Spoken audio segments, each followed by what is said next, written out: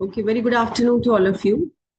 Now, the last class, what we had discussed was about national income accounting basic fundamentals. If you can recap. And since you have studied in class 12, those who have done commerce, so you can just brush it up. Last class also, I told you to just brush it up so that you can be on the same page what we are discussing. Okay. So what we had discussed last class was about GDP. What exactly is GDP? What is the market price? Difference between the market price and the factor cost? What is the difference between GDP and GNP? What is the difference between GDP, NDP, and NNP, respectively? What is the significance of net factor income from abroad and net indirect taxes? And then we had shared about personal income, private income, gross national disposable income, and its significance. And we had also shared in the last class national income accounting, why it is important and why the government of India gives it gives very importance to it, and who calculates it, who compiles the data. So we had shared that Central Statistical Organization and Ministry of Statistical Program and Implementation, they collect data from all states and then they compile it, and which is there on the portal of Ministry of Statistical Program and Implementation. So अगर आपको देखना है, तो that also you can see on the portal, where you can find out all data related to all the national income account stats data you can get over there. Okay, so you can see that data, gross value added and net domestic income a bit more later. Okay, we'll share that. But though I have shared, we will be sharing this today, gross value added, the different methods of calculating national income accounting. So we will share concept of gross value added is same as GDP. Okay, value added means related to the production, and you know GDP is gross domestic product. So gross value added and GDP is same when we talk about gross value added. So this is national disposable income. We have already shared. Disposable income is the income which is available for the country to dispose of, which is, so it depicts about that how much income the government is having or the country is having to dispose of without taking any loan or debt obligations. Higher the net disposable income, better is the health of the country, because in that case, the requirement of loan will be very, very less. Yes. So that's the significance of net national disposable income. Gross national disposable income also we have done, and net national disposable income also we have done.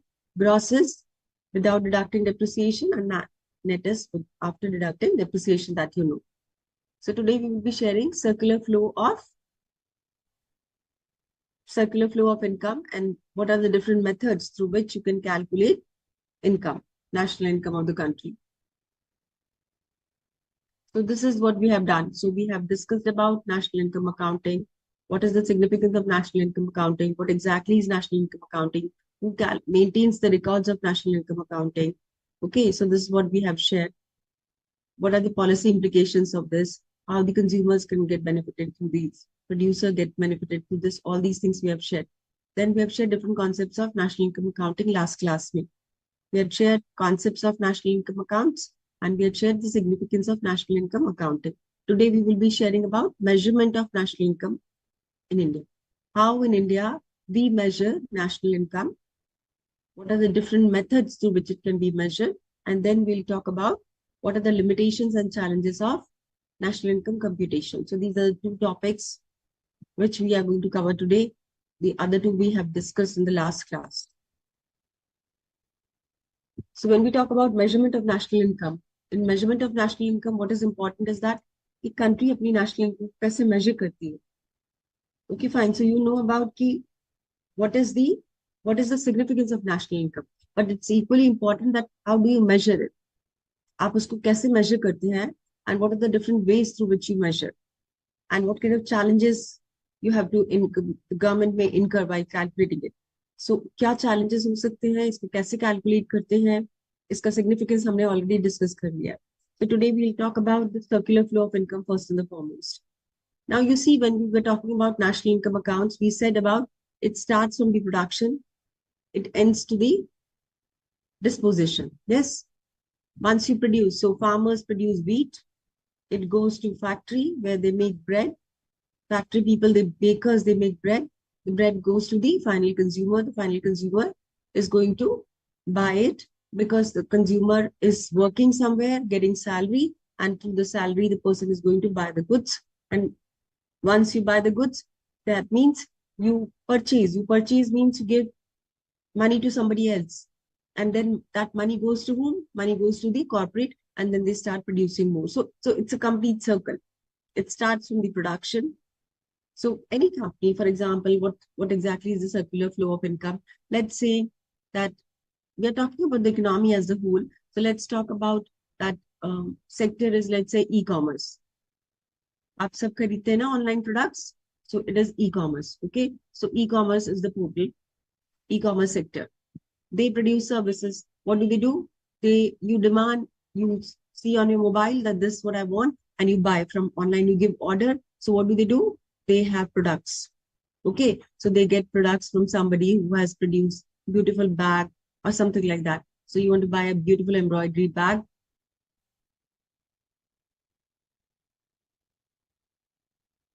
Yeah. So you want to buy a beautiful embroidery bag, or you want to buy something fancy, uh, like say wristwatch or whatever it is about. Okay, so you want to buy somebody here. This is a company, firm A, has produced it. Okay, or a group of companies have produced these beautiful bags. So which is available on portal of the e-commerce portal. E-commerce portal, maybe Amazon, Flipkart will get that product. So you get that product because it is produced somewhere. So production. So somebody is producing goods and services. Okay, same happens in the entire economy. Now, if this is produced, that means some people might have worked for this. So these people have worked for this.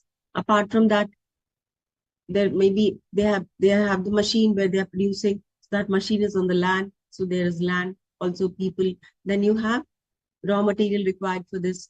So you require the raw material for this, for the production of this. Okay. Then you have the capital. You have to invest some money. So some funds are invested to start this project.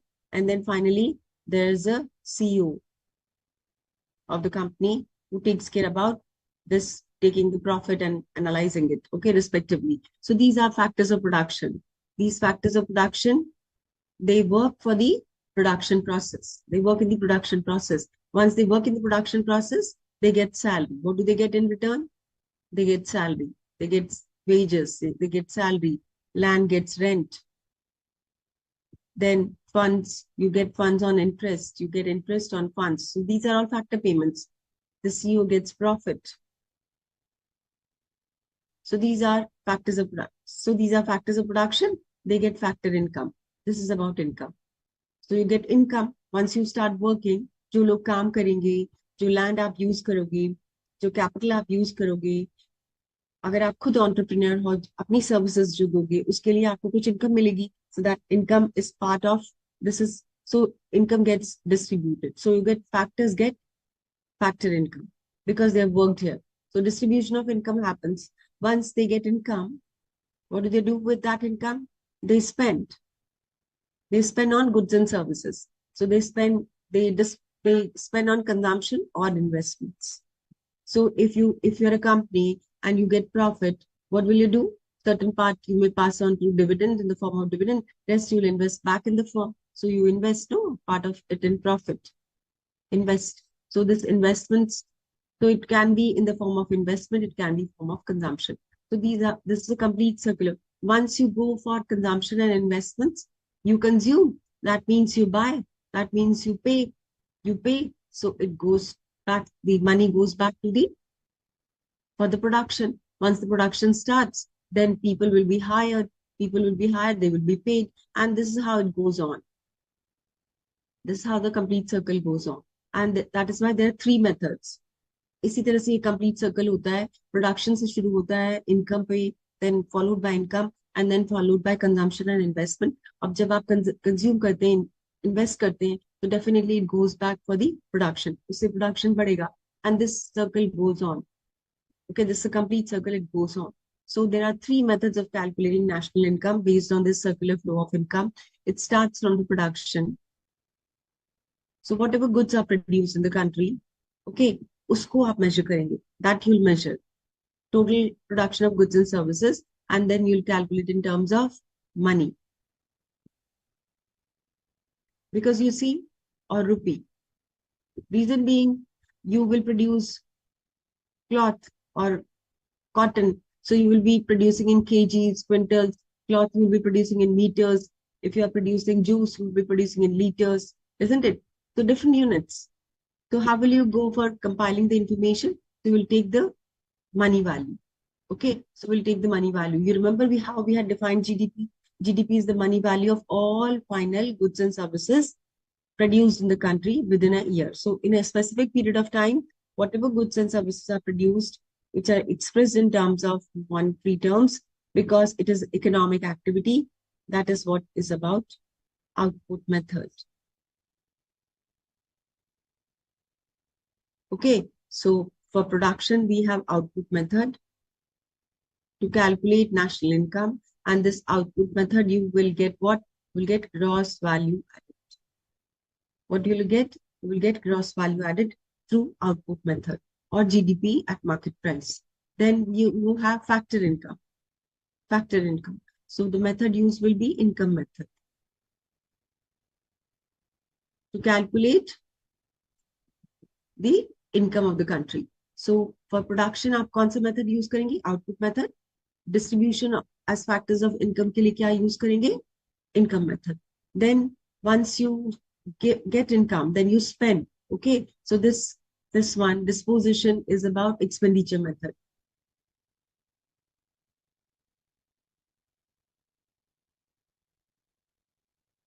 So we will be using we will be talking about measurement of national income by 3 methods. Output method,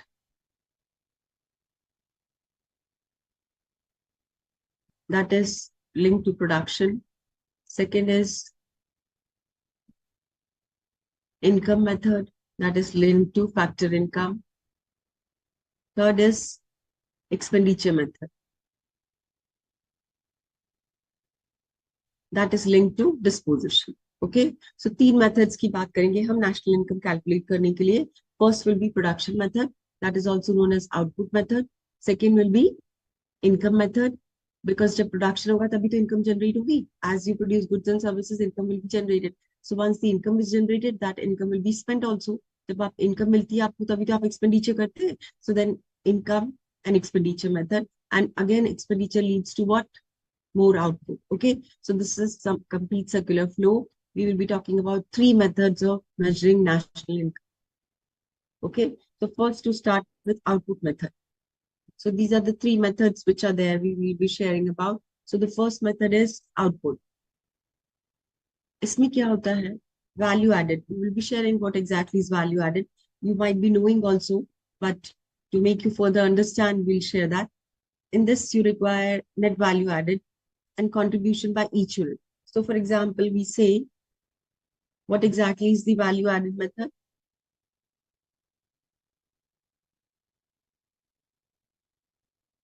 So value added method will be, that is output method. Okay. Output method is also known as value added method, because in this, the production happens in phases. Okay. There are different phases. So you produce cotton. So cotton is produced in farms, isn't it? By a farmer. By farmer, okay? So it is produced in farms by farmer, cotton. Now this cotton is purchased by industry, and they convert this cotton to yarn. Okay, so this industry converts cotton to yarn, and then yarn gets converted to cloth. And from the cloth, they make beautiful clothes. And these clothes are purchased by we, the consumers. So you see, at each step, certain value is added. How the value is added? Farmer produces cotton, let's say at 200 rupees. We'll give it to industry at 300 rupees. Industry will make cloth and then we'll give it to uh, the one tailor or whosoever it is, dress designer, those who make dresses, 400, and then the final consumer gets it at 500. I'm sorry. So in this case, value is added at each step. Okay, that is why it is known as value added method. So how do we calculate this value added method? So what you see here, it is the sum of net value added by all producing enterprises of the country. So what is this? It is about all those farmers who are producing cotton, all those industries which are purchasing cotton from farmers and making yarn, all those industries which are making yarn and selling it to a company which is making cloth, and the cloth company, textile sector is converting it into clothes, maybe in terms of bed sheets, maybe in terms of dress or whatever it is about. So trousers, t-shirts, whatever it is about. So clothes, and then it goes to the consumer. Okay. So that means these are all producing units: farmer, industry one, industry two, industry three, and the final. So these are all industries producing at each step and they are adding value. Okay, so 300 minus 200 is 200 plus this 100 here. So 100 over here added, 200 plus 100. Here, how much is added? 200 is added. Okay, so at each step, value is added. So we add that value of the production units, and this is what we do in output method. That's why you see here that it is the phase of output where we go for value addition based on the net value added. Net value added means deducting the depreciation. Okay, so net value added at each step. Net value basically is the value added. For example, 300 minus 200, net value added is 100 because 200 to pehle tha na? So it is now 300. So that means net value added is by deducting the intermediate. Okay, this is what is the concept. Second is income method. In income method, what we do? In income method, what data we require? We require data of factor income. Factor, who are the factors? Land, labor, capital, and entrepreneur. Okay, so these are all factors of production. They get factor income. So factor income given to factors of production by producing, because they produce goods and services.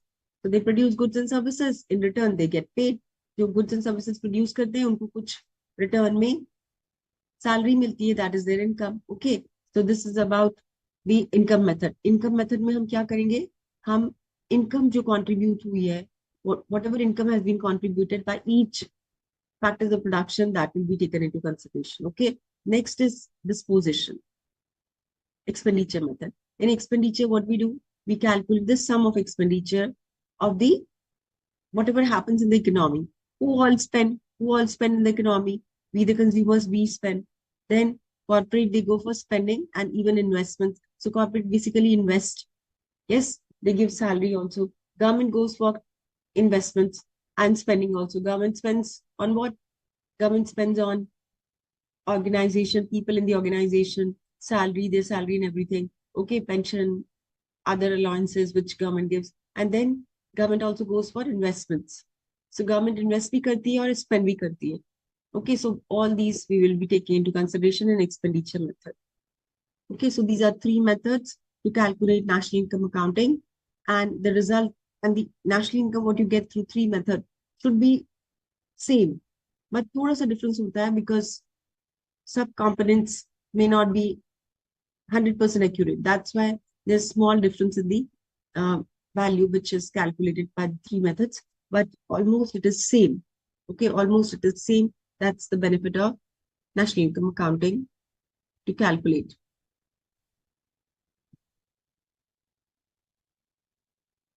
So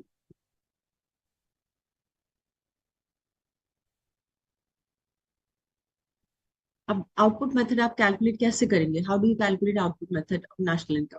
so you get gross value add. Gross value added because value is added at each step from the farm to one industry, that is textile industry,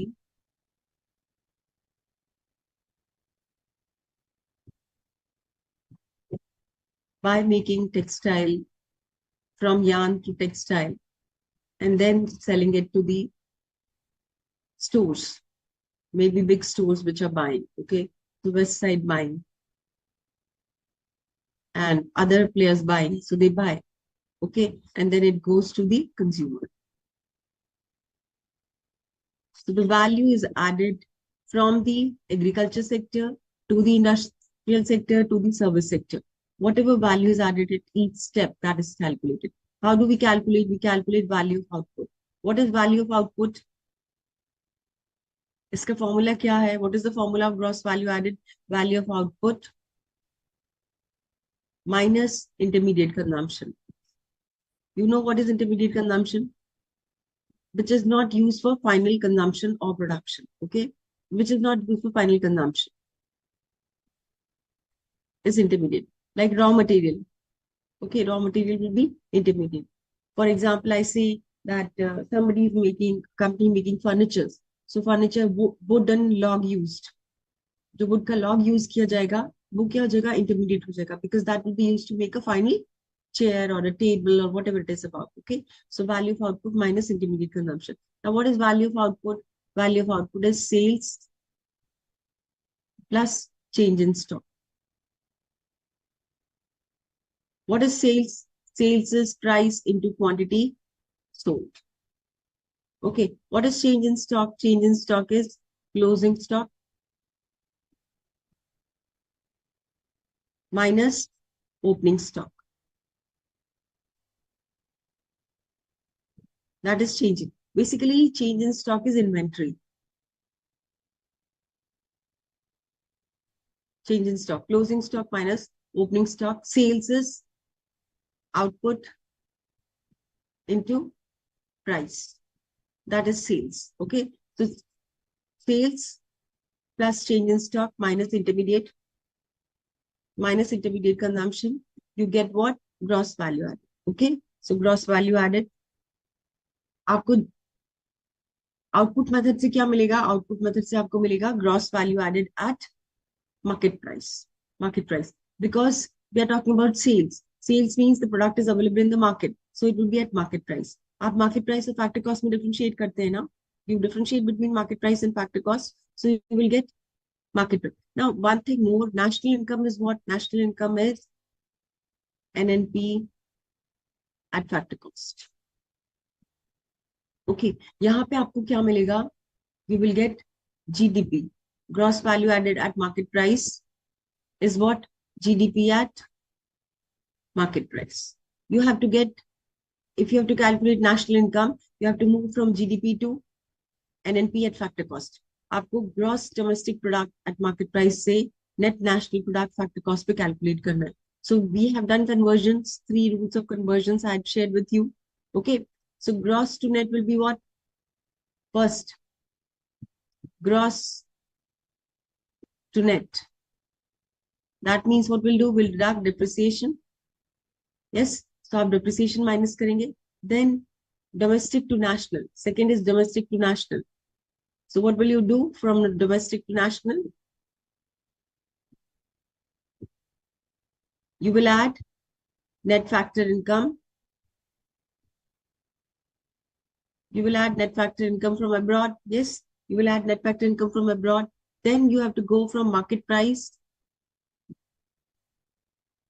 to factor cost. How do you go from market price to factor cost? You will deduct net indirect taxes, because factor cost will be less and market price will be high, isn't it? And factor cost, what is the difference between the factor cost and the market price? Factor cost and the market price is with respect to the net indirect taxes. Okay, you're not able to hear me. Okay, so I'll repeat once again. We are sharing output method, अभी हम बात कर रहे हैं output method की। Output method में आपको क्या मिलेगा? You will get GDP at market price. To get GDP at market price what you have to do, आपको कैलकुलेट करना है value of output. You have to calculate value of output. How do get value of output? You get value of output by sales plus change in stock. Sales क्या होता है? Sales is quantity into price. How much is the output plus into price of the good. Okay. And minus intermediate consumption. आपको पता है intermediate consumption क्या होता है. If you deduct this, then you will get GDP at market price. Okay. So you will get gross value added at market price. आपको चाहिए NNP at factor cost.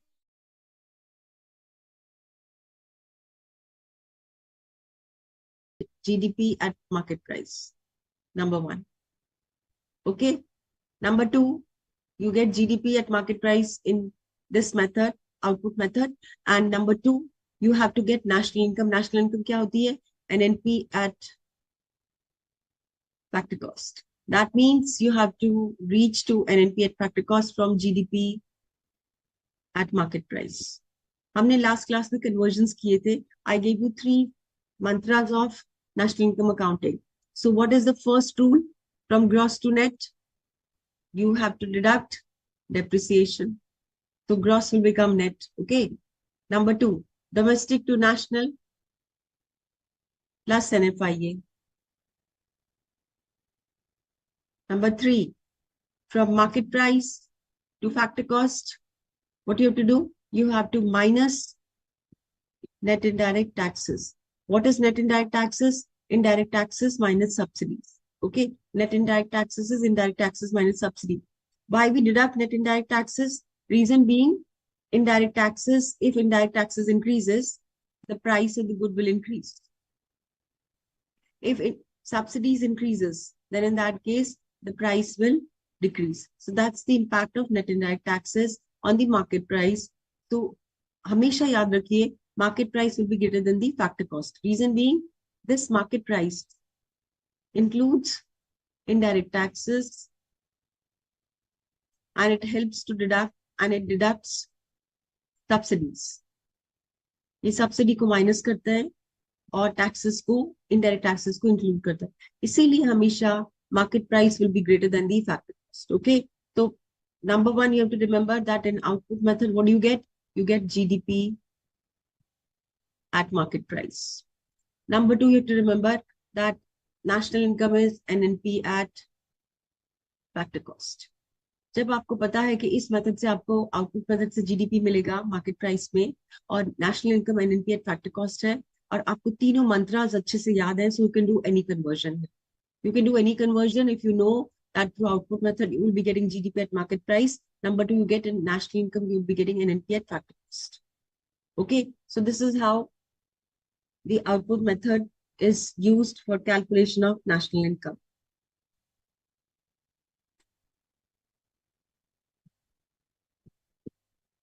Okay, now once you know this, so change in stock क्या है? Closing stock minus opening stock. But आपको इसमें कुछ basic बातें याद रखनी है. You have to remember some basic rules when we talk about output method. इसमें क्या आपको include करना है? What you have to include, what you are not supposed to include, that you should know about. So in this case, gross value added method or the output method, you will see that imports are included in the value of intermediate. Because why it is included in intermediate consumption?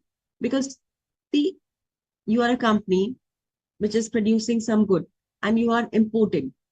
You are importing some raw material for that good. Okay. So suppose you are making some, you are making computers or you are making computers and for that you are a computer manufacturing company and for that you import some kind of chip. Okay. Some basic chip you import.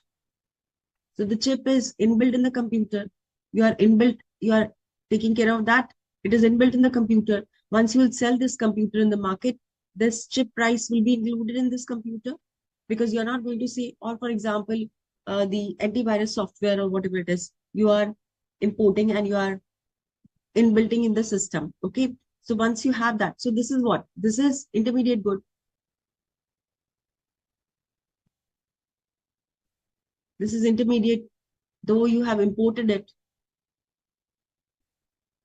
but this will not be counted in GDP. This will be deducted because once we talk about the final price, इसमें आपने include किया है इसको. You've already included in the computer. So this price of chip or the cost of chip in the computer. So why should you add it again? So you will not add it. So that is why imports are included in the value of intermediate consumption. So imports will be included in intermediate consumption. यहाँ पे आप include नहीं करोगे value of output. Okay, that's one thing. Number two, if domestic purchases specially mentioned, then imports will also be added. Okay, so domestic purchases, if domestic purchases are specially mentioned, so if you say only domestic purchases, then you have to add import in that. Okay, sales, if you go for exports, domestic sales, so you have to segregate. Domestic sales are separate from the international when you go for selling in the international market, when you export the good. So domestic sales will be different. You have to add exports to that if you mention only domestic sales. अगर आप exclusively domestic sales mention करेंगे, question में केवल domestic sales mention किया है, तो उसमें आपको exports add करने पड़ेंगे. Okay?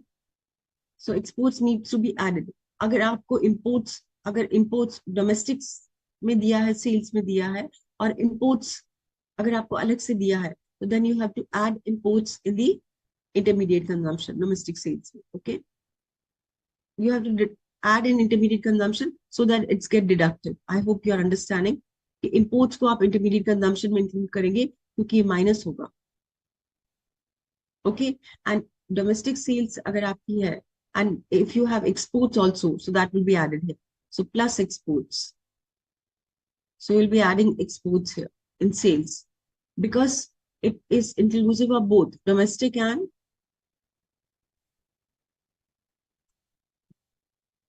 sales in the international market. Because after all those goods which you are selling, see, you are a company.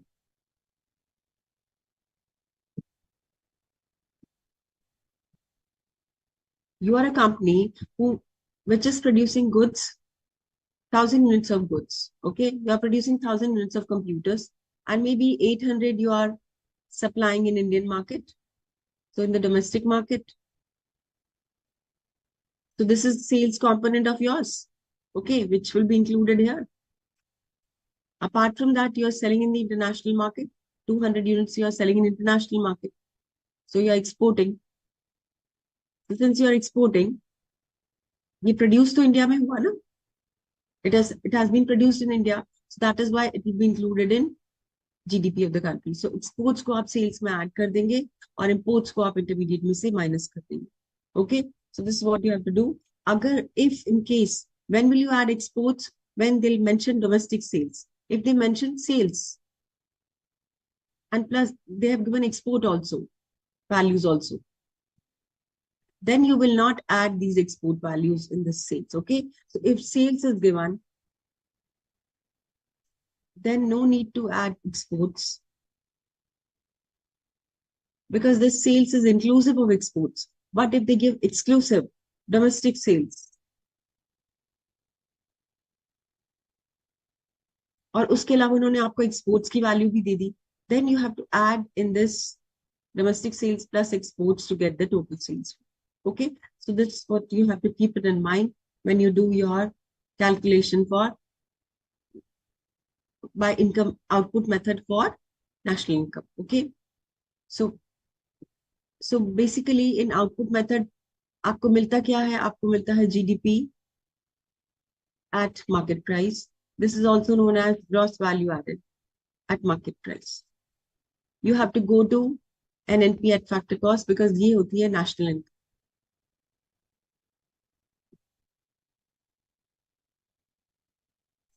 Okay, so what you have to do in this, you have to take care about own account production of fixed assets by government enterprises and household. That also is to be included. Okay, so in output method, when we talk about, you will also include production of fixed assets by government. For example, government making roads, flyovers, fixed assets which government is creating. So that will be included.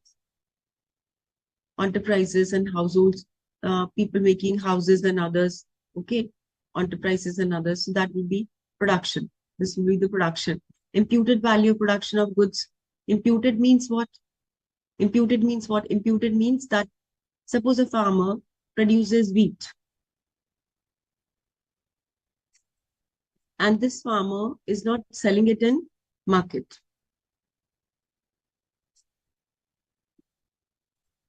So the farmer is not selling in the market, is consuming, his family is consuming, okay? So his family members are consuming wheat produced by him. So if they are consuming, that means it has not gone to the market.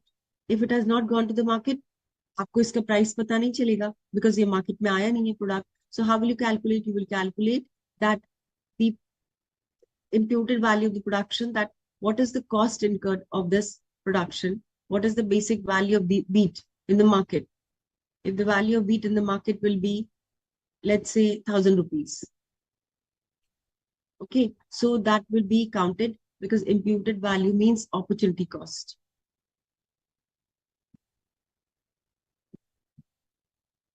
So the opportunity cost basically of farmer using the wheat is foregoing 1,000 rupees. So this 1,000 rupees will be counted in the output method. Okay, so we take care about this in the imputed value. Imputed value is the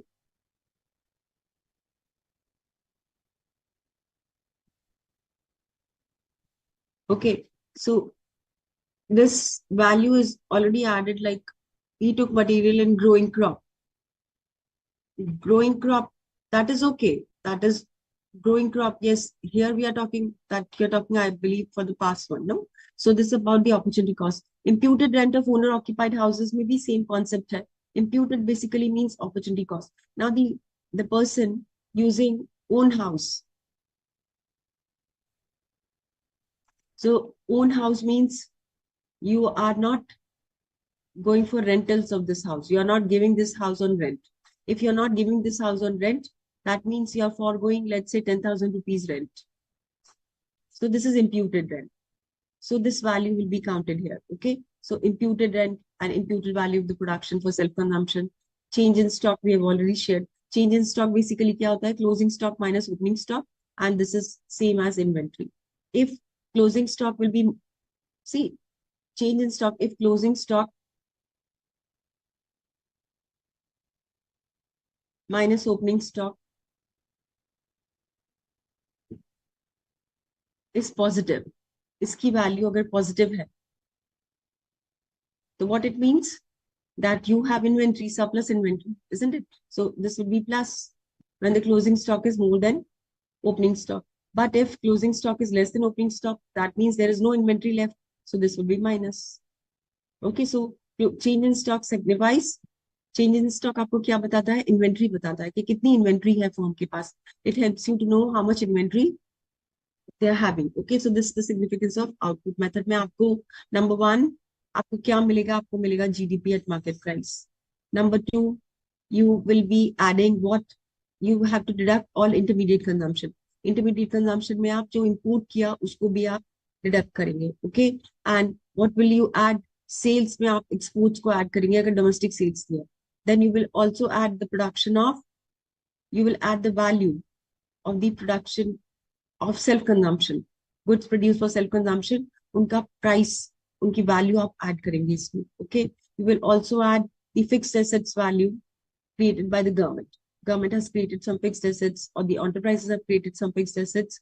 उसकी value भी आप price में, terms में add करेंगे GDP. Okay, and change in stock we have already shared. अगर inventory बढ़ेगा, so that will be added up.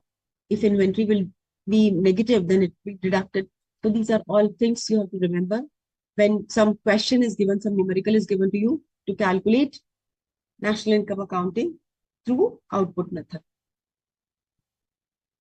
So अगर आप ये basic बातें याद रखेंगे, you can solve any numerical. Okay, so any question given to you, you will be able to solve the numerical. Then income method. So this is clear. So output method में आपको क्या मिलेगा? आपको मिलेगा GDP. Output method में आपको मिलेगा GDP eight market price. Okay, आपको याद रखना है ये GDP मिलेगा. इनकम मेथड में आपको क्या मिलेगा? इन income method you will gate NDP eight factor cost. In income method, you will get NDP at factor cost. And you know, national income is what? NNP at factor cost. So in this case, what you have to add from domestic to national plus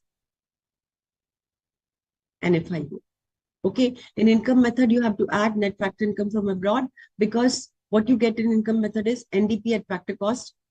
National income is what? NNP at factor cost. The only difference here is net factor income from abroad. So you will add here NFIA to get NNP at factor cost. Okay. अगर आपको question दिया income method के components दिए and then they say to calculate GDP at market price. So what you will get NDP at factor cost. And if they ask you to calculate GDP at market price, how will you get GDP at market price? You have to convert net to gross. So what will you do? You will add. What will you do? NDP to GDP. You will add depreciation. Sorry. So first and the foremost for this, you will add depreciation. Second, what will you do? You will move from factor cost to market price. So we'll add net indirect taxes.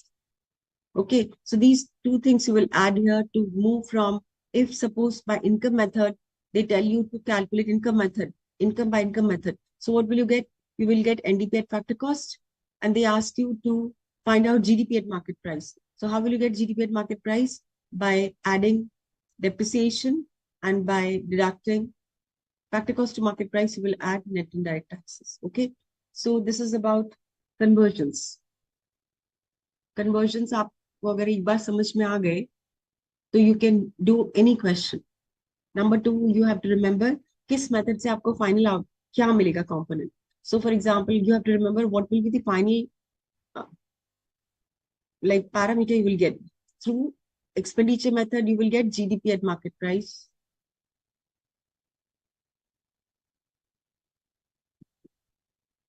Through output method, you will get GDP at market price. Through income method, you will get NDP at factor cost. Okay, only in income method you get NDP at factor cost. बाकी दोनों methods में आपको मिलेगा GDP at market price. Okay, so in this case, NDP at income method, how do you calculate income? Through income method. So what you do, you have all factors of production. Factors of production are your land, labor, capital, and entrepreneur. These are factors of production. These factors of the land will get what? Rent. Labor will get wages and salaries. And other allowances. Okay, capital will get interest. And entrepreneur will get profit.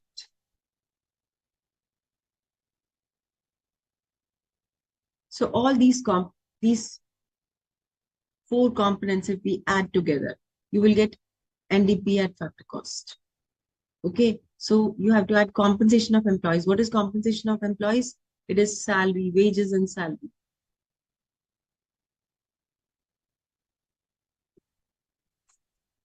Employees. Plus, employees get some something in kind also. So people, guard working at in the office, they get dress, they get lunch. Yes, during lunch time. So this is, they get shoes, they get basic, a senior person in the organization, CEO of the company gets basic benefits, for example, chauffeur-driven car and other things, isn't it? So this is all part of compensation of employees. Apart from that, organization contributes for PF, Provident Fund. So employer contributing for Provident Fund also be part of compensation, because वो employer ही तो दे रहा है ना, that is given by employer. So that is also part of compensation of employees. Okay. Yes. If you're talking about Vedhan, if you're talking about profit, we'll talk about profit. Give me a second. We are talking about first and the foremost about compensation of employees. Okay. So operating surplus is what? Operating surplus is It's about from other sources, apart from people, okay, from other sources. So apart from people, what are the other sources? Rent, interest, and profit. So rent you get on land, interest you get on capital, and profit is gained by the entrepreneur. Okay, so these are three operating surplus में क्या आएगा? This is the income, factor income, except from labor.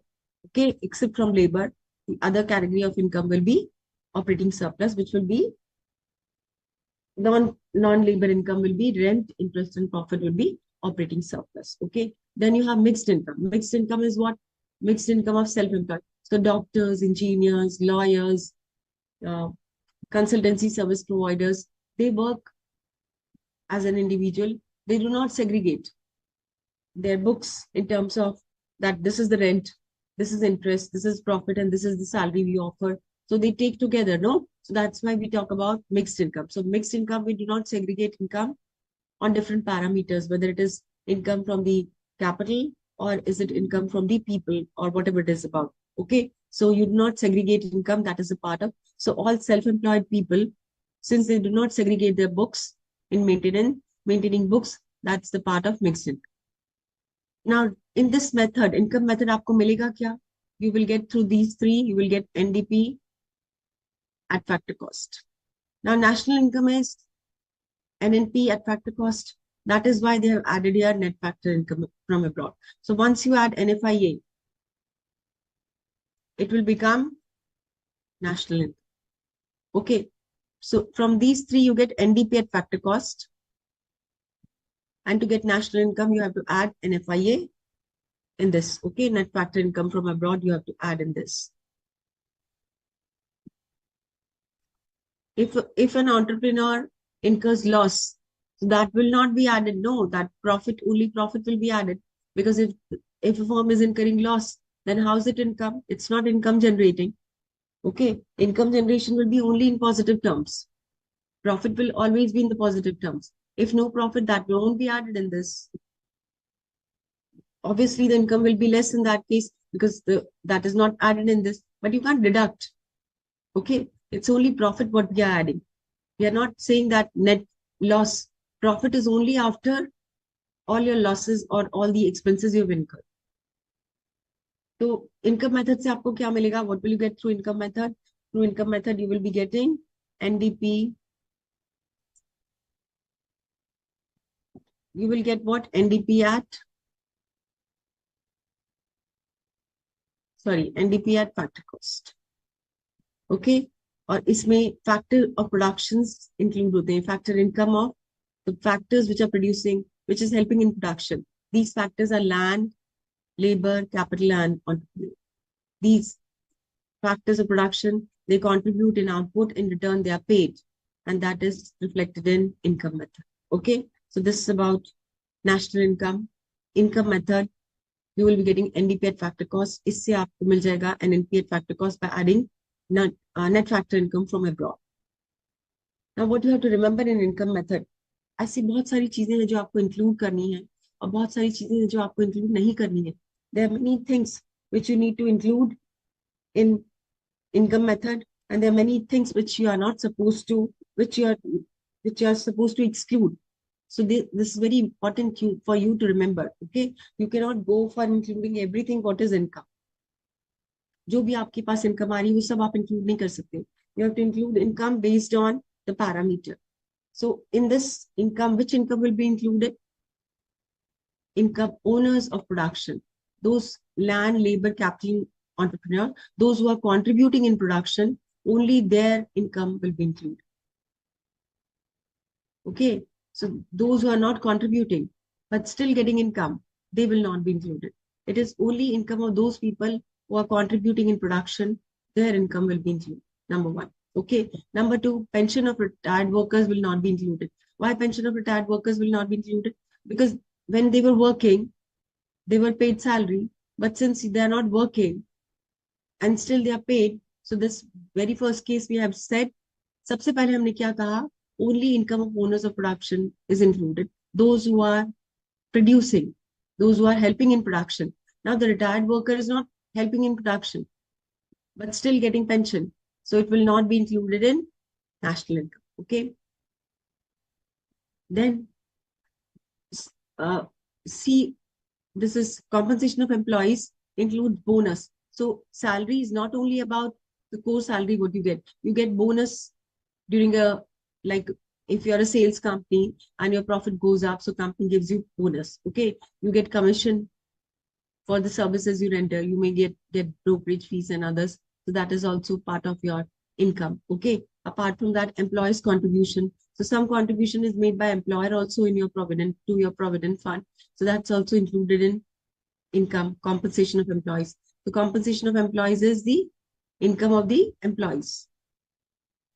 This income of employees is those employees who are working. That is why pension to the retired person is not included.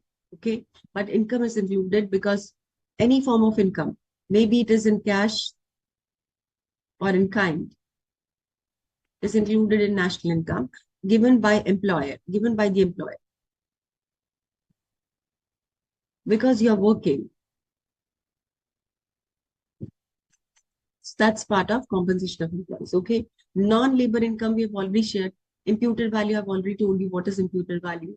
Value of products which you are using of your own, rather than going for buying it from outside, or rather selling in the market as such. Non-labor income includes what? Royalty. So what we have shared, national income, NDP at factor cost, by income method. We have taken compensation of employees, operating surplus, and mixed income. Okay, we can also take care about royalty. Royalty is part of services which you render. Okay, so services which you render is part of royalty. Then actual and imputed rent. Actual rent we have already shared. What is actual rent? Actual rent is here, you have land and you have given it on rent. Okay, so actual rent. Imputed rent is that rather than giving on rent, you are using your own land. So you are sacrificing rentals, let's say 10,000 rupees. So this is imputed rent. Okay, इसको आप add करेंगे income method. You will add an income method. Okay, interest on loan availed for productive services. So you go for something which generates production.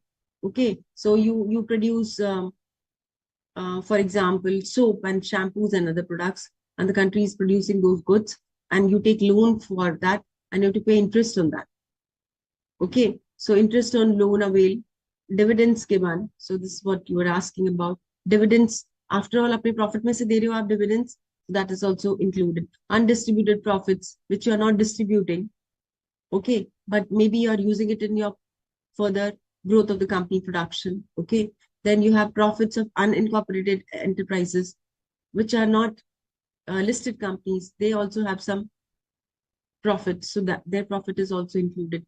Government key organizations, there are some government organizations, they are also generating profit. So all these will be included in profits. Okay, then you have dividends. So basically profits, when we talk about profits की components क्या होते हैं? Basically profits की component, dividends, corporate tax, and undistributed profits. So all these three components you will add when we talk about profit. कब आप add करेंगे? When they have not when they have given segregated ones. So उन्होंने dividend भी आपको दे दिया, corporate tax दे दिया, undistributed profits दे दिया, royalty दे दिया, then you will add together. If they have given profits, that means it is inclusive of all the components. तब आप add नहीं करेंगे, because profit में already inclusive है. In profit it is already inclusive, no? Because from the profit only they give you tax, they give tax to the government. From the profit only they give you dividends. So if they have written profit, then you will not add the other terms. Okay, so income method में आपको क्या include करना है? I hope that is clear to you. Now what to exclude in income method? There are certain things which you need to exclude also. So income method में ऐसा नहीं कि आप सब कुछ include कर सकते हैं, ऐसा नहीं है कि you can exclude things. So you have to see that what can be included and what can be excluded in the income method. Okay, so to exclude things in the income method, जो आपको include नहीं करना है income method में, what are those things? Interest paid by the government on public debt. So, for example, government goes for issuing bonds and you buy those bonds and you get interest on those bonds. So that will not be included in income method. Okay. So the returns which you generate through bonds will not be interest you will be generating will not be included in the income method. Interest on consumption plan, consumption loan. So if you take loan for consumption purposes, if you take it for productive purposes, it is included in income method. Because if you're taking loan for productive purposes, definitely the production will increase, isn't it? Production increases means income will increase. That is why it is included. But if it is on consumption, then this will not be included in income. Okay. Interest paid by one firm to the another. So there are two firms. One has taken loan and has to give interest to the other firm. That will also not be included in income method. Okay. Capital gains, windfall profits, transfer incomes. Windfall profits are sudden profits. So these sudden profits are not because of the productive activities. So this will not be included. Okay. Transfer incomes. Transfer income is what? Transfer income is income which is generated, which is given to you without doing any productive activities. So transfer income will also not be included in. So unemployment allowance is part of transfer income because people are unemployed and they are paid for that. So that is transfer income, which will not be included in national income. Okay. So these are different parameters which you have to remember. Then sale of second-hand goods. So you buy a house in 2024,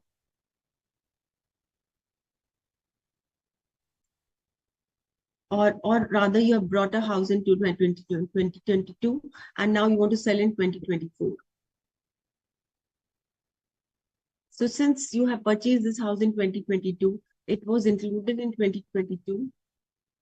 That is why it will not again be included here in 2024. So if you go for selling a second-hand house, then it will not be included, or second-hand goods. So goods you have purchased in 2022 and now you go for selling it, it will not be included because this was included in the year in which it was produced.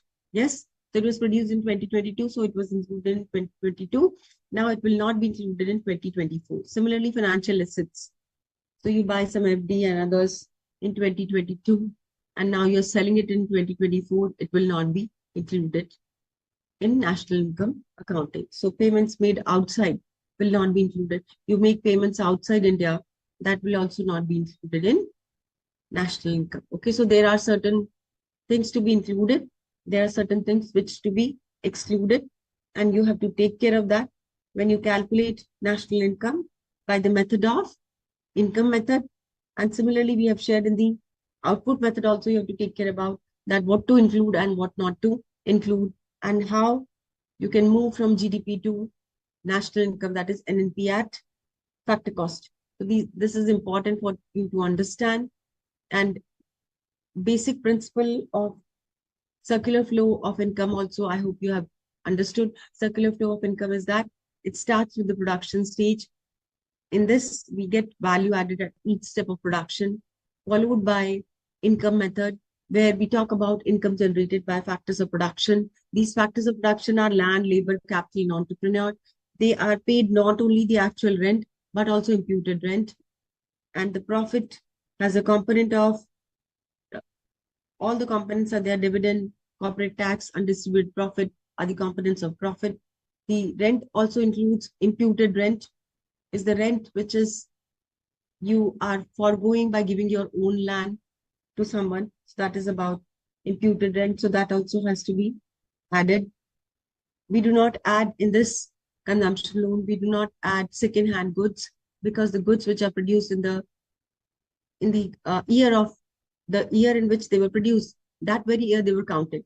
Now, if you go for counting it again, that will be leading to double counting. So that's why it is not included in the current year sale of second-hand goods. And similarly, financial assets also. So you create FDs, you buy bonds, and in like you have purchased in last 30 years or 20 years, or let's say 10 years, and now you're selling it. So it won't be counted in income method. Okay. Now this expenditure method, we'll talk after break. So we'll take break of 10 minutes and then we'll start with the expenditure method.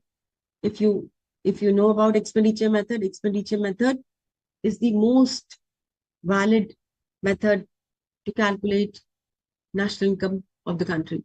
Okay. So I'll take break of 10 minutes and then we'll start with expenditure method.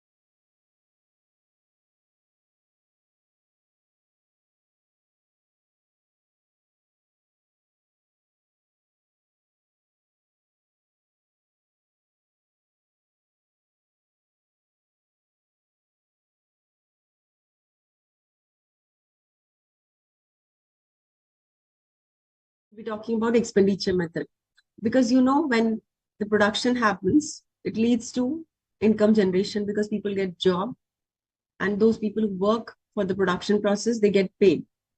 And apart from that, other factors of production, they also generate income. Once you get income, then you spend. Yes. So expenditure method. So in expenditure method also you can get GDP. You will be getting, for national income calculation, we get GDP. This GDP is at market price. Okay, so you get GDP at market price. And this expenditure method has four components. In any economy, you have households. Households like us. Yes, these households, they create demand. We create demand for necessity goods. We create demand for luxurious goods and other durable goods. So we create demand. Yes, this demand is created by us, and that is why we go for spending money. Spend money to buy these goods and services. Okay. Now, once you spend, somebody gets income. Okay. So this is about spending and how government keeps track of your spending. How government can keep track of your spending. You pay from credit card, you pay from debit card, and all your banks are connected to Aadhaar and PAN card. So they can see that how much is the income where you're spending. So this helps in terms of spending. Okay. So they get data through how much people are spending on different products and services. Then you have I. I is investment. This I investment is by corporate. The corporate, they invest. They invest because they want to produce goods and services. So they spend. Okay. So they spend on fixed assets. They invest in fixed assets and they go for inventory also. Okay. So fixed assets and inventory. So that is about investments by the corporate. Then you have government. Government spends where? Government spends on operational expenses of the government, operational expenses of the government, for example, giving salary to government employees. So you have Steel Authority of India, then you have ONGC, then you have BHEL and so many other organizations, government banks, public banks and others. They get salary, employees over there, they get salary. So that is spending. Okay. Then government spends on defense safety of the country. So they go for spending on roads. They spend on this basic equipments, arms and ammunitions. Okay, so that's about defense. Then government spends on infrastructure, roads, flyovers, metro, and other things. Okay, government spends on education, health, housing. So these are government expenses which are incurred on, like invest government. Some are investments, some are expenditure. So government also goes for spending. Then net exports. Net exports are exports minus imports. Exports minus imports are net exports. This is sometimes also called as this is also sometimes referred as uh, trade surplus.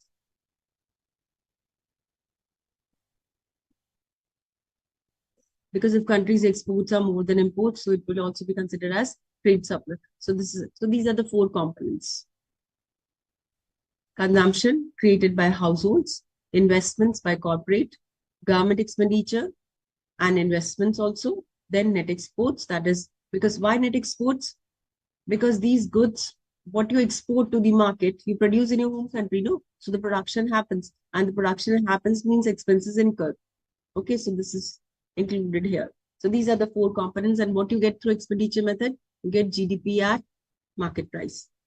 Okay, आपको मिलेगा इससे क्या? GDP at market price, and income is national income is NNP.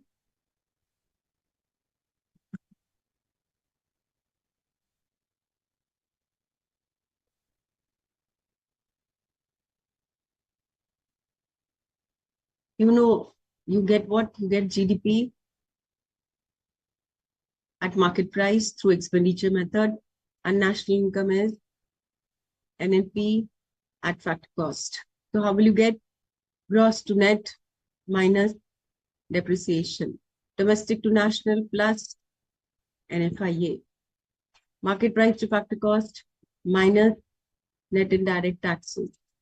Okay, so this will give you NNP at factor cost. You are converting gross to net, domestic to national, market price to factor cost. So you get through GDP method, what will you get? GDP at market price. And to calculate national income, this is how you have to do. Okay. So what you have to exclude when you calculate national income by expenditure method, what you have to exclude from this?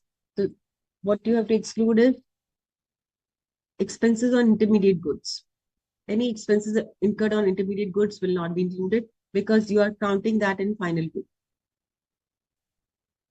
So since you are counting it in a final good, the value of that is counted in final good. And that is why you will not include an intermediate good. If you will go for counting in both, that will lead to double counting.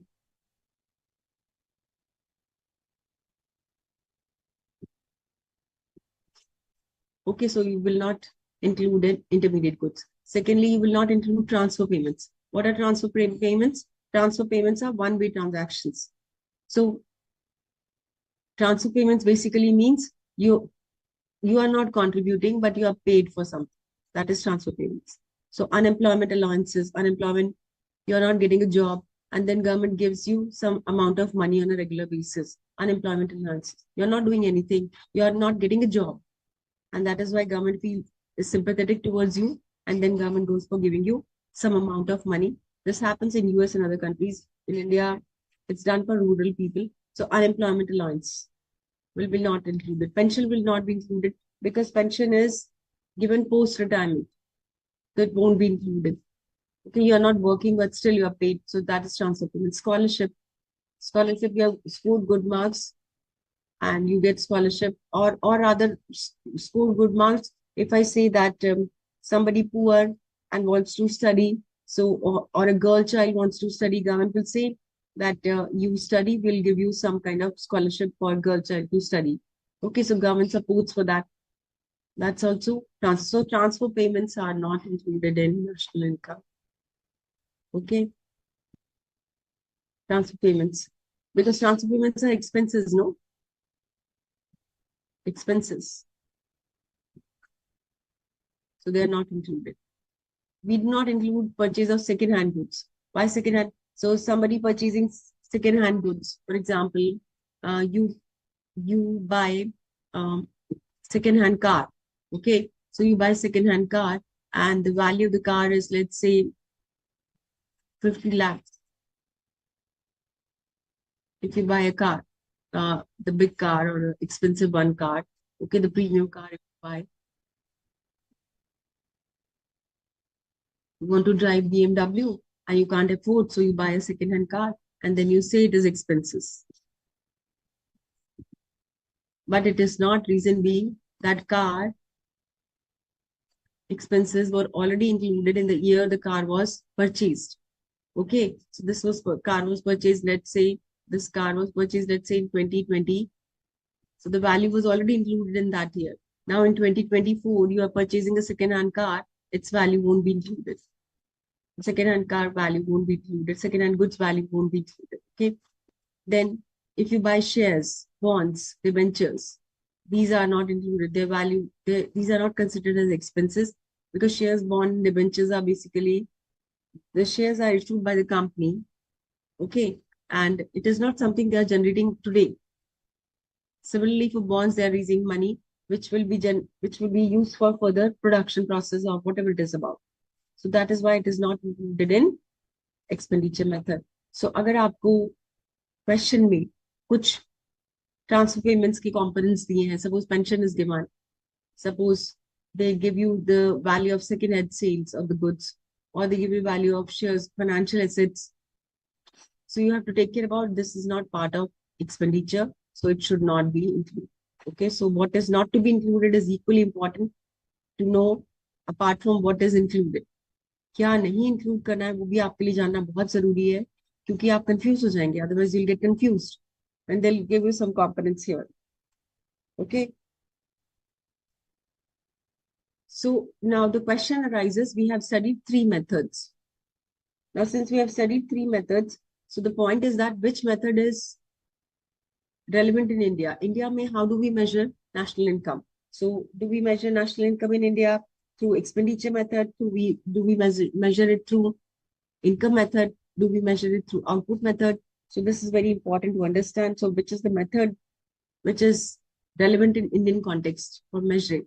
So you know, in income method, what happens in income method? In income method, you should have proper details about income, from which sources you are getting income, how much income is generated in the country. Okay. Last point, which one? Last point. For the prior one, we are talking on it.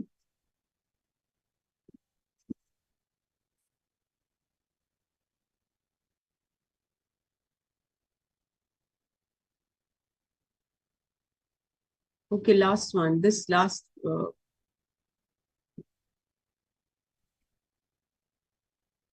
expenditure method. Last point, which is excluded in this excluded, no?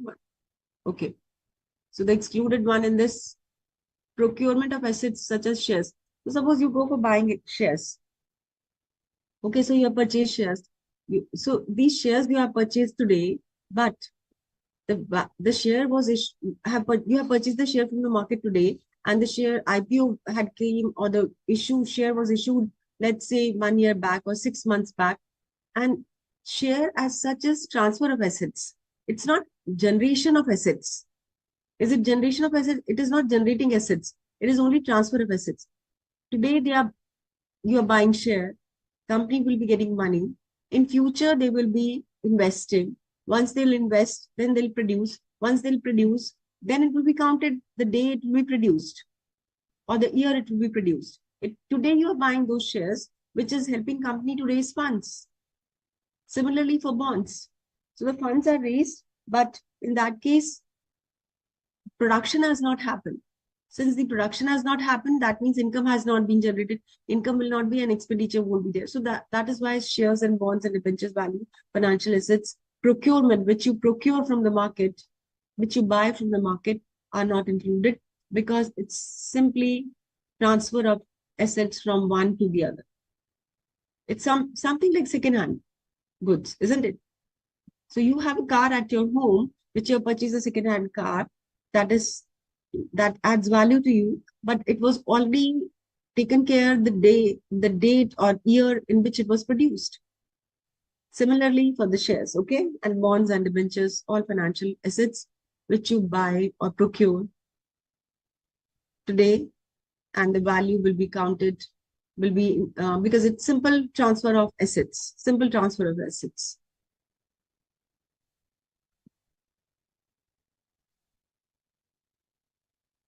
So what we were talking about, that we have studied three methods. Which method is more relevant in Indian context? So talking about the method which is most relevant in Indian method, uske pehle income method. You think about income method. Will it be relevant in Indian context? Income method will be relevant because do we maintain proper income tax records? Yes, salaried class people, they do maintain. But what about business, and what about the self-employed people and other people? Do they maintain proper file records of income tax and others? Government of India is having income tax detail for each and every citizen of the country. Not possible. Half of the people, they do not file. There are many challenges which are there. So the records which are there, in developed countries, what happens?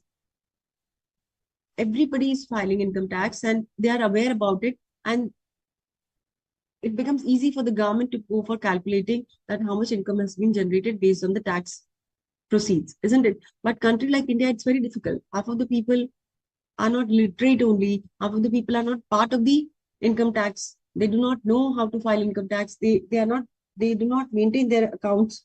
So how will they be part of this? How will you get details about their income? So this method is not applicable for the set of people where you cannot get expenditure method.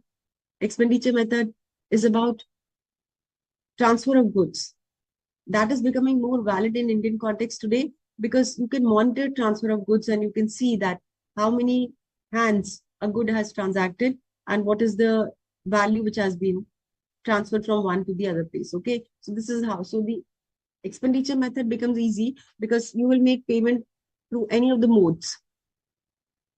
UPI से करेंगे या bank से करेंगे या किसी भी means से करेंगे. So it becomes easy to track, and that is why expenditure method becomes easy to take care. In India, since we do not have fully developed market, we do not have access to all the information with ease. That is why India में हम तीनों methods use करते हैं. So output method is used in agriculture sector because in agriculture it's easy to find out, isn't it? That from farm to industry, how much value has been added. So that's why output method is more valid in primary sector, agriculture sector. Then this, when we talk about industries, small scale industries and other industries, in that case, income method is more applicable because industries have to follow labor norms and others. They have defined norms in terms of how much salary will be offered at which level. So all data, they have to compile all data as per Ministry of Corporate Affairs.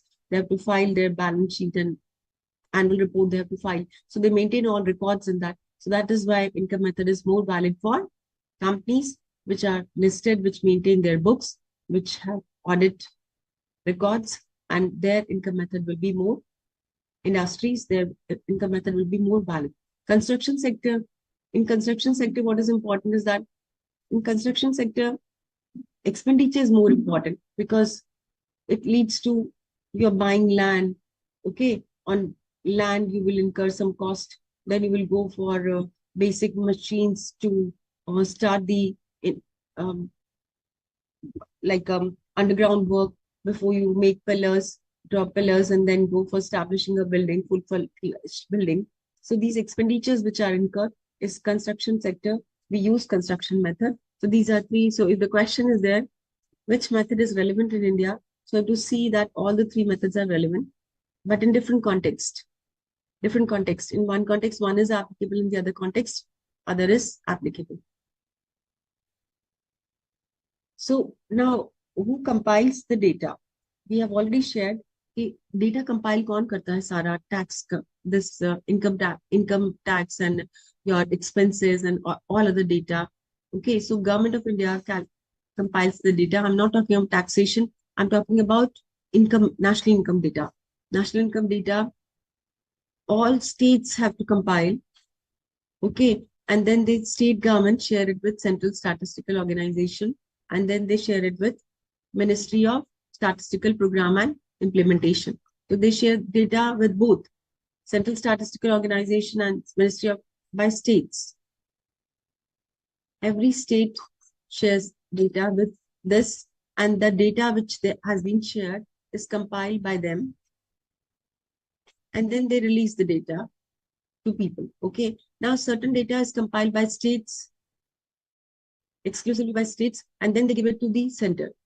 But there are certain sectors which is common in the central and at the state level. So they are operating at the state central level, but their center is at the control is at the central level, but they are operating at the state level also.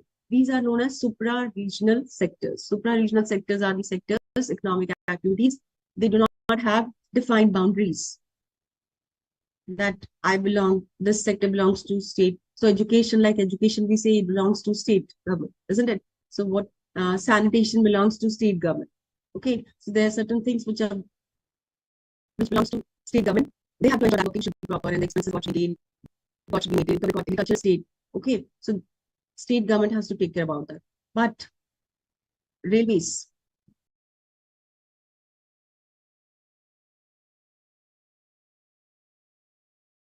banking industry, insurance, telecommunication, Dursanchar and other government administrative services. See, these are all working in all states. But the control is with the central, or so they have presence all across or to many states. That is why they are not applicable to a single state. That is why it is known as supra-regional sectors. These are supra-regional sectors.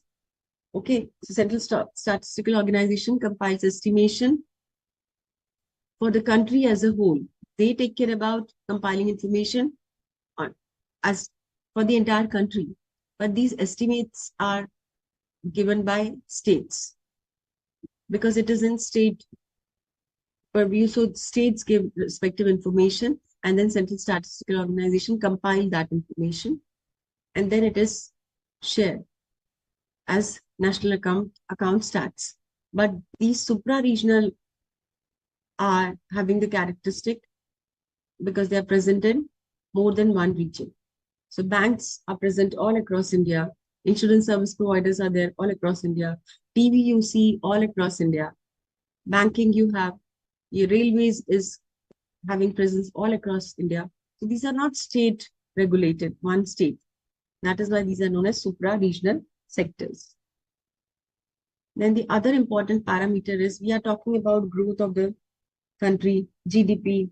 We are talking about why GDP is important, why national income is important. It helps policy makers. हमने पहले बात की थी इसका कितना importance है decision makers के लिए. But the point is that is this GDP the only way to know about the like growth of the country, or there's something else we should work on? So GDP takes care about what? It talks about per capita income, but it's not telling you that this per capita income is evenly distributed. So some people have ample amount of money and some people do not have basic amount of money to sustain their basic requirements. So they do not have enough funds. Some people are having billions, millions of rupees, and some people do not have 500 rupees also. But when we talk about overall per capita income of the country will increase, because what is per capita income? What is GDP per capita? GDP per capita is if GDP increases and population is increasing at a lower pace, what will happen? GDP per capita will increase. Since GDP per capita increases means people should have better life and country will be getting more tax proceeds. But what happens here? Some people are rich. Some people are extremely poor. Despite that, GDP per capita has increased because it's not talking about distribution of income. It's simply talking about per capita income. Okay, overall income. It's not talking about distribution of the income. Reverse, you are saying total population by total income. It's about total income by total population, Anand. Okay, so quality improvements are reflected in GDP. Quality improvements are reflected. So if you talk about technological upgrades, innovations, it may initially reflect in terms of high GDP. So if you bring innovation, it will take maybe 2 years, 3 years to give you results. But it won't be counted here because this is not leading to increase in the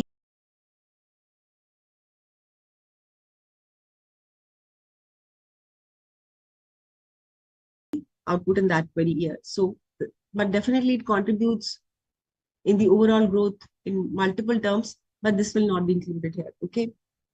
Some people, they produce certain products like and they go for selling in black market. This money is not coming back to the economy, and despite money generated, it's not part of the income. So that's why it is known as leakages in the system.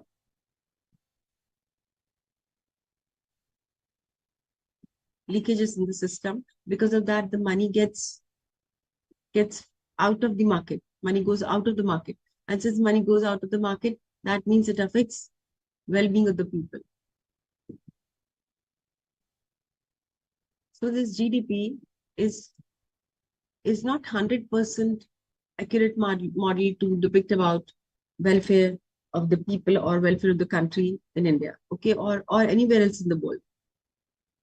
So we do not include in this non-market products. Non-market products are products which are, for example, you eat healthy diet, you get good education, okay, and you take care about you promote gender equity.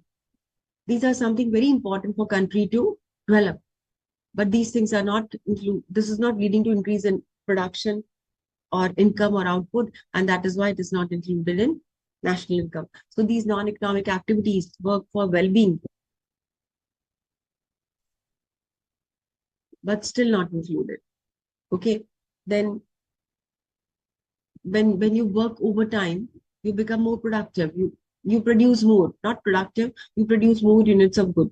Once you produce more units of good, you get more income. That makes you to work more harder, and you will devote more time, and you will sleep less. You will enjoy less. Won't meet your friends, and you will be sacrificing your basic happiness. So that means when you when your GDP goes up, when GDP is increasing at a faster pace, leisure time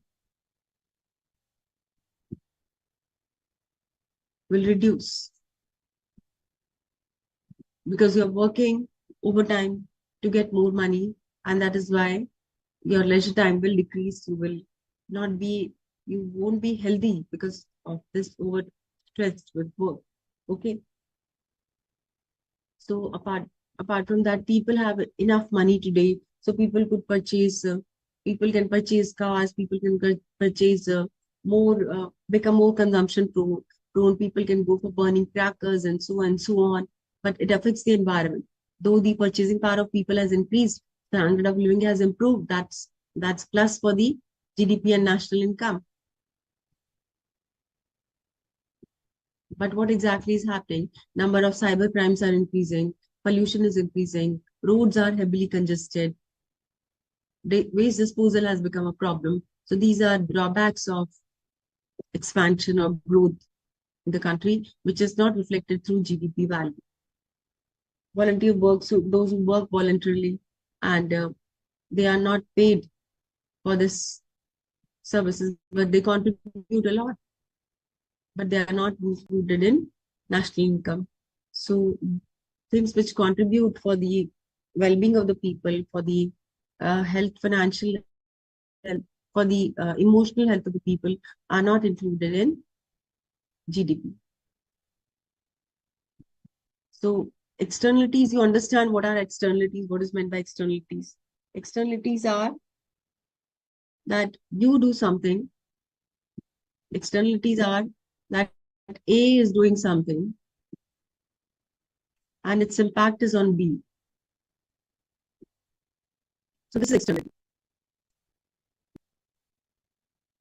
Okay, positive externality will be that you grow more trees. So you grow more. If you go for growing more trees in your area, what will happen? The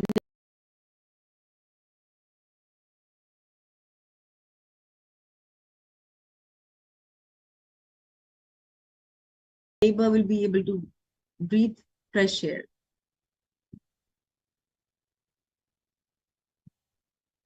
That means this is positive externality. Okay, this will be added in the national income in the future, but negative externalities, positive and externalities and negative externalities, which are external, they are not part of the market. It's not part of the market. This growing of trees is not part of the market, but it makes you breathe fresh air and you become healthy. You become healthy means you contribute more. But this is not marketed. That is why it is not included in national income. Okay. So negative externalities will be what? Negative externalities will be that playing music with a very loud noise, burning crackers, disposing of waste here and there. Negative externalities. These negative externalities are not reflected in national income of the country or GDP of the country. So neither the positive nor the negative externalities are included in national income of the country. So this is what, okay, so it is about negative impacts of high crime rate in the country. High crime will lead to like more black money in the system and more number of cars on the road, rash driving leading to accidents. And because of that, what's happening? So crime rate is increasing. So cyber experts are increasing, they're getting more salary because they are taking care about crime, reducing crime. So what you see is that this is negative, no? Number of crimes should not increase in the country. If crimes are increasing, that means people are getting job because of increase in crime. That's not a healthy sign. Similarly, if the number of road accidents are increasing, then if road accidents are increasing means the number of cars which are like you know, which is destroyed or something has happened, so that will go for repair. And if it goes for repair, so people will be there, those will be working. So number of companies, more the number of accidents, more the repair center you will be having of cars. Then medical services will also increase because the number of patients meeting with an accident may need some kind of health services from the player. So health services will increase. People, those who have to commute, they will also increase because of the accident and others. So that will also increase. The insurance service providers will also increase because they know in this market the risk is higher. So people will go for insurance and they can go for quoting high price. So insurance services will also be. So in this case, through negative externalities or positive externalities, if people uh, contribute positively or negatively, it will not be included in national income. This is the drawback of national income. Okay. So what we have shared till now, you should understand that these indicators are of specific importance for the economy. So what are the importance? So GDP rate of growth. So GDP increases means country is progressing. Okay, so that's good for the country. GDP increases means country is progressing. Then GDP per capita. If per capita increases means overall per capita increases means the country standard of living has improved and development is happening. First is about growth. Second is about development. Okay. Then compensation of employees per worker, per work hour depicts what that how much cost the company is incurring. Like higher compensation of employees or lower compensation of employees is a major component of the cost. It helps to know the cost component. Compensation, gross value added. Gross value added is the value added at each step.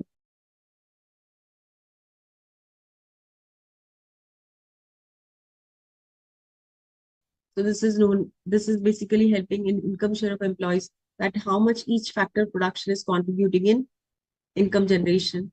Operating surplus helps to know about share of capital in GDP. Okay. Investment rate of the nation. So it also helps to know you gross capital formation.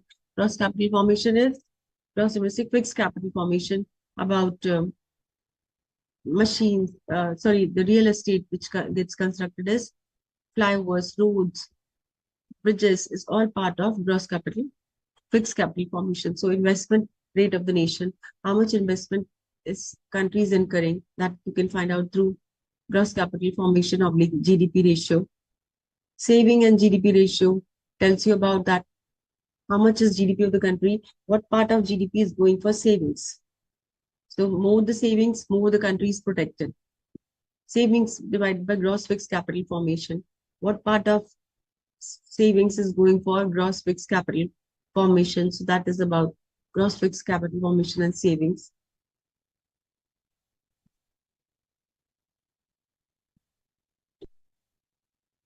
So the major problem with the government is that to find out that how to measure accurately the rate of growth, to measure national income accounts of the country.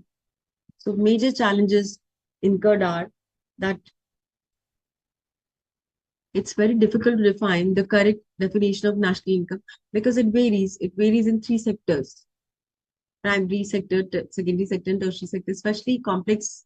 It is so complex in India because it's very difficult to have one common unit.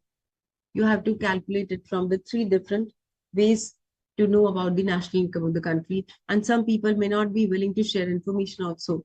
That's also a challenge, big challenge.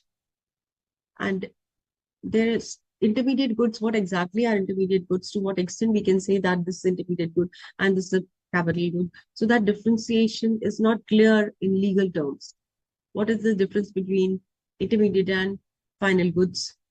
to the, in a precise manner, it should be.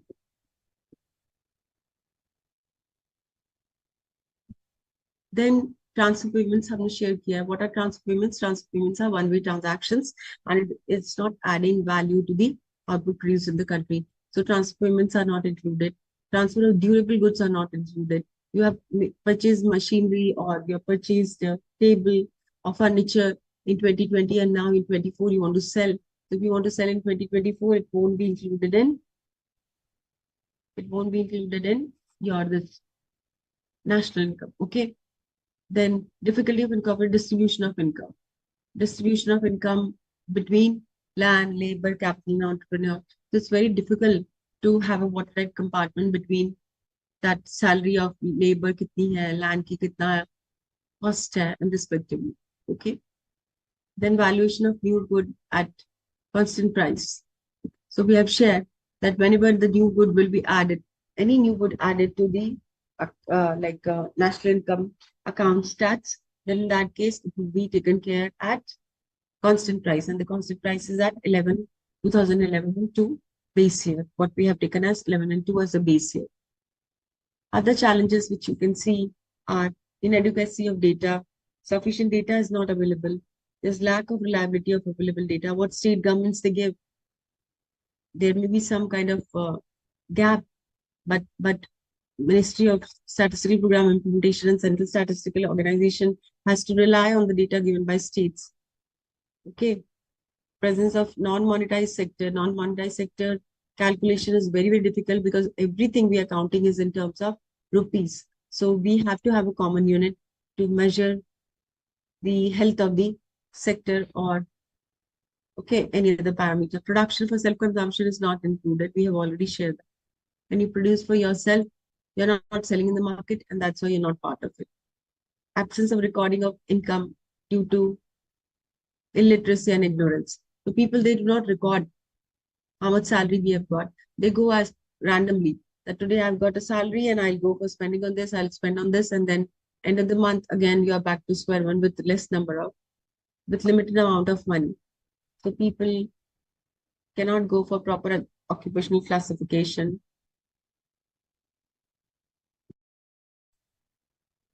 So these are some basic learnings which you can understand from this. If you want, we can do some questions also. So first and foremost, you can understand that national income accounts is extremely useful to evaluate and analyze companies' economy's health. It helps you to know what is the composition of income, distribution, and economic. Okay, so forecasting for choosing economic and other parameters. Then gross domestic product is a measure, this you know, definition of GDP you know. It is inclusive of depreciation because we have written GDP, not GNP. Okay. Then capital goods. Capital goods are also known as gross domestic fixed capital formation.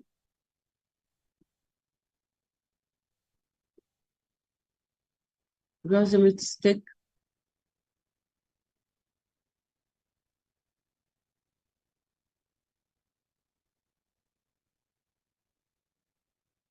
fixed capital formation. It's about plants and equipments and inventories and change in inventories, final goods awaited for sales. Okay, capital goods.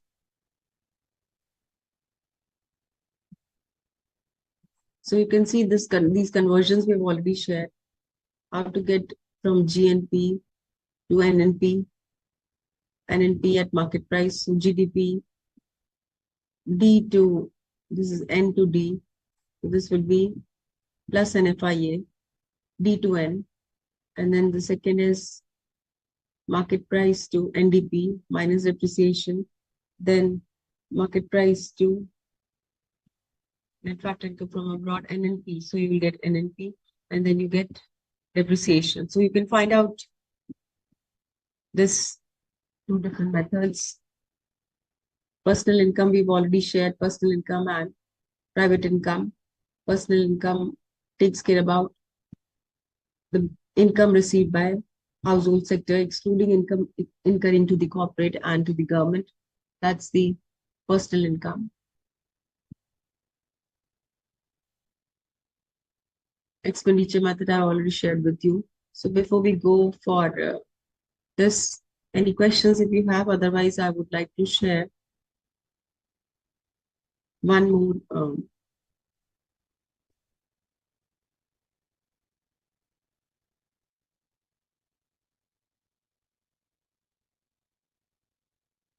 Okay, can you see this? Can you see this? So this is about value added method. You can see a value added method at current price. That is as 2024. So this is of 1st August 2024. And this is about different components. And this is being calculated by Central Statistical Organization. So you can see this agriculture, forestry and fishing is primary sector. And this is the total of primary sector. So this is about crops, livestock, forestry, fishing and agriculture. This is primary. So you have primary total value. Okay, value added value, this much. Then for manufacturing and others. Okay.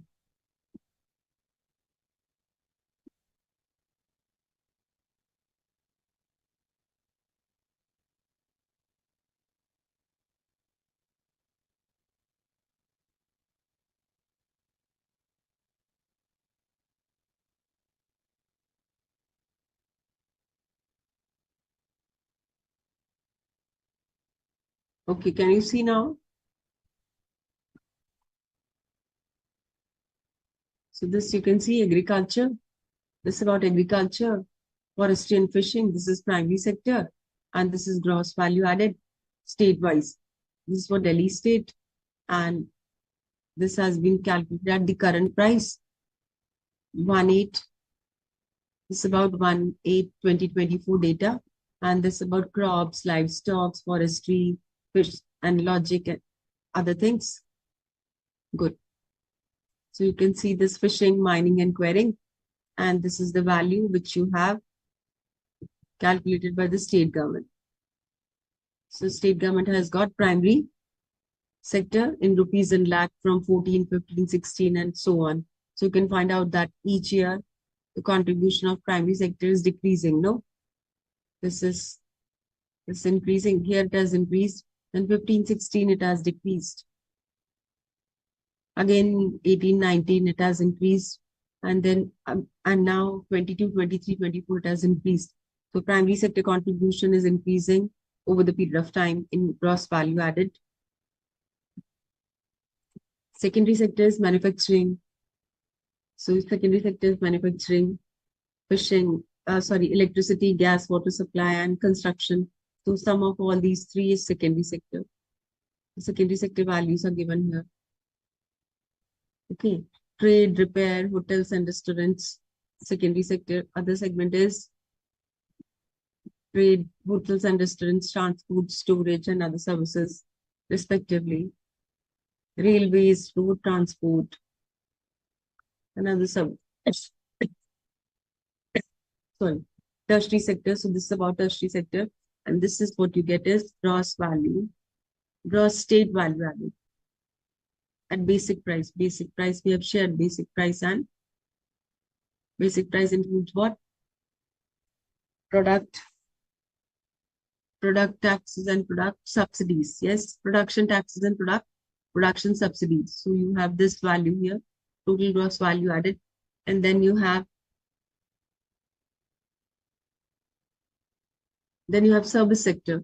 Service sector is railways. We have shared that supra railways, road transport, water, air transport, then storage, communication, financial services, supra-regional factors. These are supra-regional factors you can see here, public administration. So all these are supra-regional which are taken same by states because it is taken care by the central government. So this is how the data has been compiled.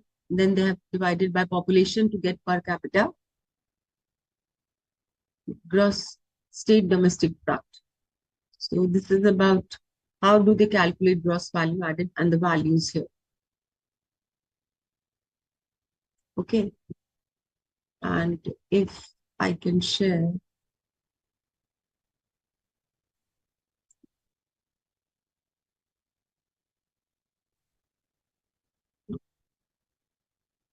if you have any questions, you can ask. Otherwise, any questions if you have, you can ask. Otherwise, I'll revise. And so the core of this chapter is you should understand three things.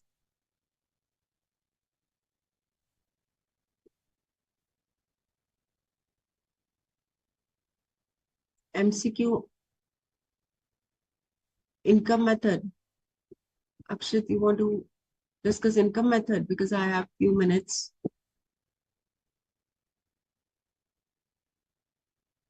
Okay, so talking about income method. Income method, you will get, let me go to the slide.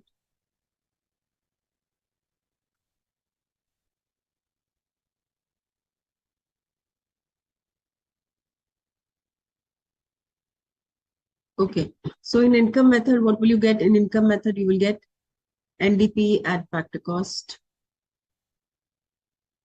ये अकेला method है जिसमें आपको मिलेगा NDP at factor cost. And national income is NNP at factor cost. That means you just have to add number one, NFIU. Okay, number two, it has three components: compensation of employees, operating surplus, and mixed income. This compensation of employees is salary, wages, other benefits. Employees, they get bonus, commission, whatever they receive.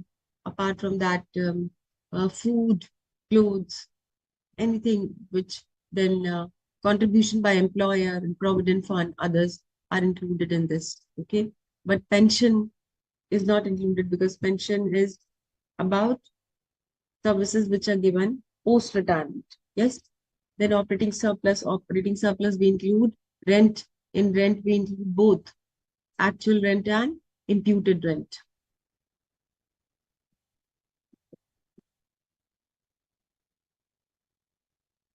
Imputed rent is the opportunity, IMPUTED. Sorry for my handwriting. Imputed rent is the opportunity cost of using your own land and foregoing the interest rates. Here also, mixed income of self-employed. Interest, you understand, interest can be a plus royalty. This includes royalty also. Interest, then you have interest also, real interest and imputed interest. And then profit, you have corporate, you can go for profit as the dividends. Then you have corporate tax, undistributed profit. This is all part of profit. It also includes a mixed income of self-employed. Who are self-employed? Self-employed people are those doctors, engineers, working as a freelancer, chartered accountants, and lawyers, all those who are not segregating their income in terms of compensation of employees and operating surplus. They maintain one book which has combination of both. That is why it is mixed income of self-employed. So this is for this unit. Next class, we'll start with aggregate demand and aggregate supply. Before we meet next class, I would request all of you to revise national income accounting thoroughly. Basic mantras just for you people, it's very, very important.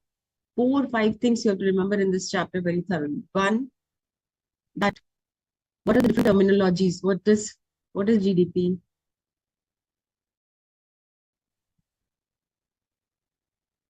What is the difference between GDP, market price, and GDP at factor cost? What is NDP? How NDP is different than GDP and NNP? Okay. Then about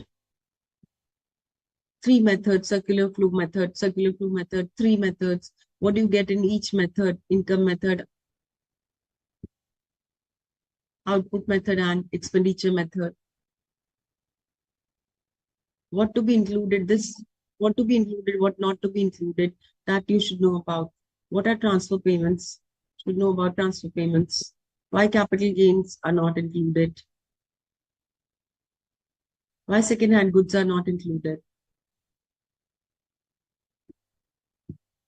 So all these you should know about. Why we deduct this, why we add imports in intermediate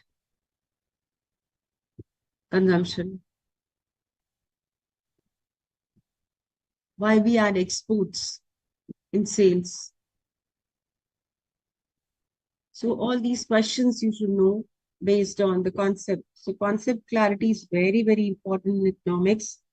If you know the concepts thoroughly, you can solve any problem in economics, any problem. So concept clarity is very, very important to work on. And that's it for today's class.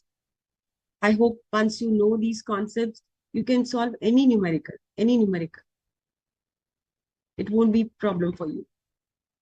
So next class, we'll start with aggregate demand and aggregate supply, determination of income and employment in the country. Okay, that is macroeconomic topic, which will be taken in the next class. So be thorough with national income accounting and practice. More and more you practice, more competence you gain. So practice makes you perfect. And that's why it's very important to practice on a regular basis.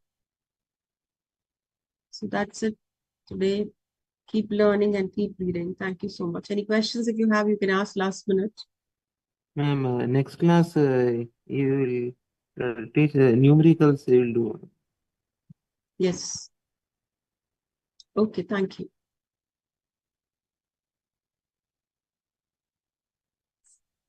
Yes, yes. Okay, thank you.